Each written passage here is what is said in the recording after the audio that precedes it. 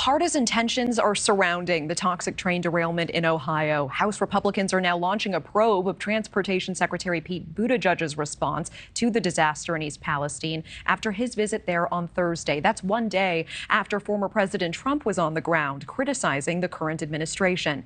Meantime, the White House is blaming Republicans and the former Trump administration for loose regulations on rail service and the environment.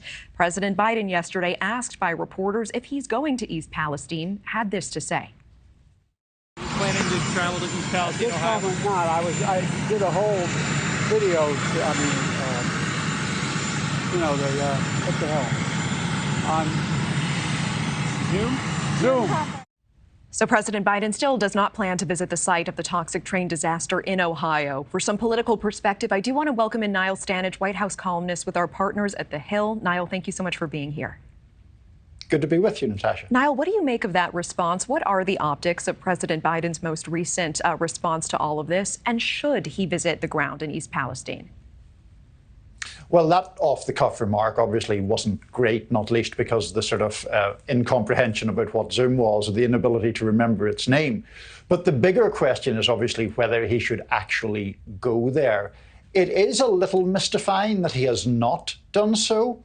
In the immediate aftermath of a disaster like this, yes, it is certainly commonplace to say you want to give first responders time to do their thing. You don't want the distraction of a presidential visit. But that rationale becomes less salient as time goes on. And I think there are now real questions as to why there hasn't been a visit, just to demonstrate some sort of attention to the problem, to the aftermath of this derailment. Yeah, and meanwhile, former President Trump very visible on the ground this week. How are the images playing with the GOP of him passing out red MAGA hats and buying McDonald's for everyone there at a local restaurant?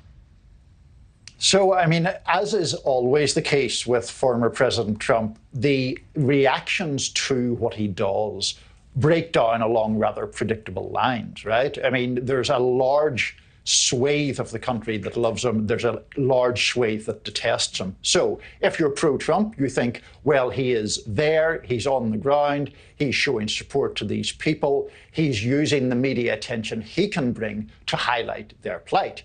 If you're anti-Trump, you think he's basically using these people as props for his own presidential campaign, and that he's not really providing substantive help at all, but is engaging in a sort of political photo opportunity. All right, Niall Stanage, always appreciate the context and time. Thank you so much.